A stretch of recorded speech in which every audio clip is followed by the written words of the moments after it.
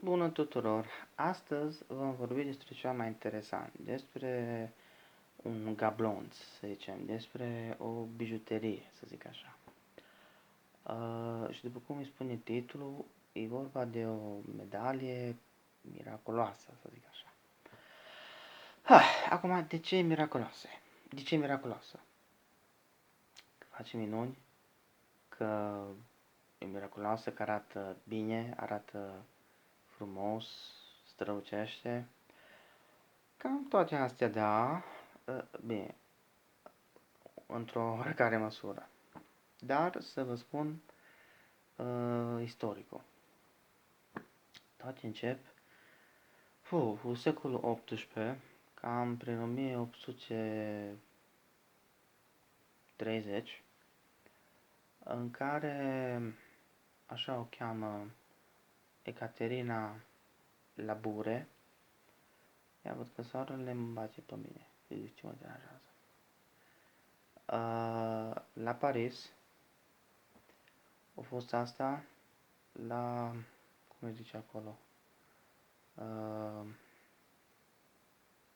nu mi-e minte acum locul, dar a fost la Paris, în care această doamnă, femeie, era o călugăriță într-un convent sau mănăstire și cum dormea bine mersi în pat,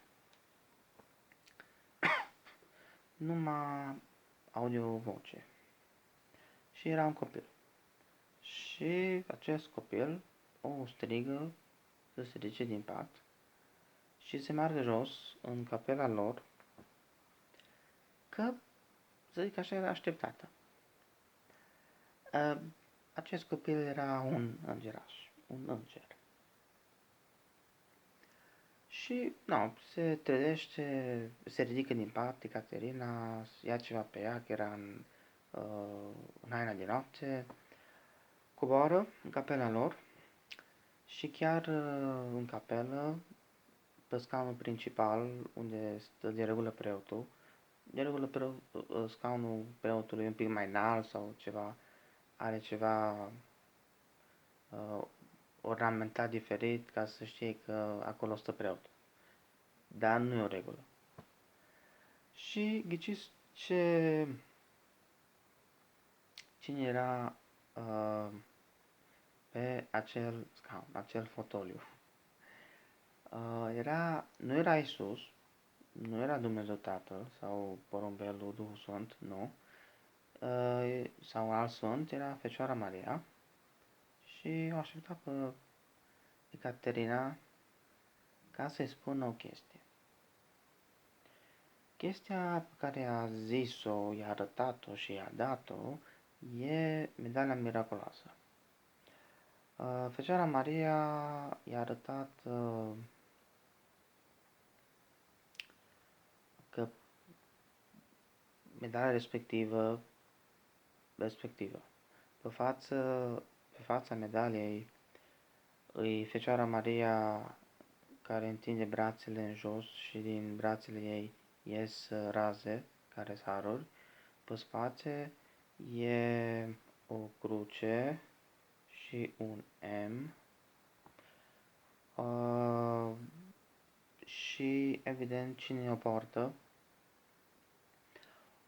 eu o port, am la gât. Și este regăsim și în România, la orice biserică greco-catolică sau romano-catolică, cine o poartă primește haruri multe. Astăzi promisiuni de la Maria.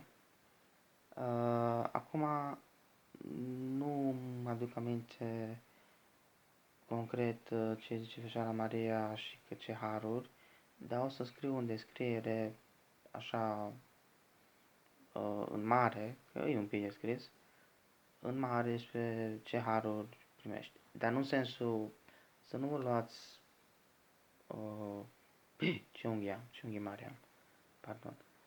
Să nu vă luați că, port medalia asta și am haruri, ei, ca și o amuletă, că mă duce noroc, că nu așa. Și o porți, mai vreau că nu o vezi, că sunt multe modele mai mari, mai mici și așa mai departe, o porți că îți place. Adică o vezi, o vrei să o ai că îți place.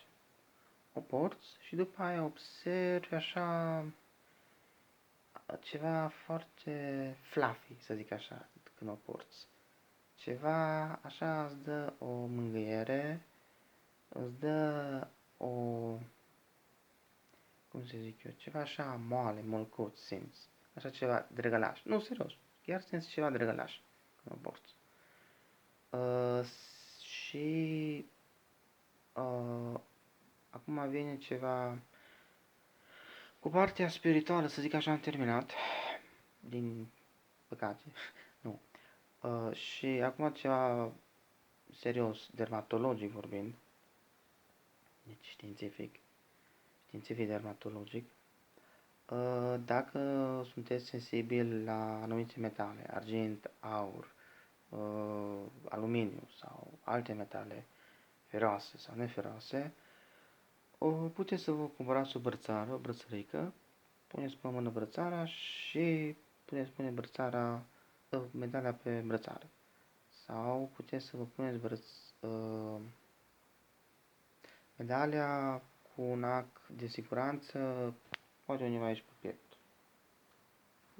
Sunt persoane care poartă așa ceva. Aici în stânga sau în dreapta, medalia mercroase cu ac de siguranță. Sunt. Am văzut. Și am vrut să împărtășesc asta cu voi, că după părerea mea merită.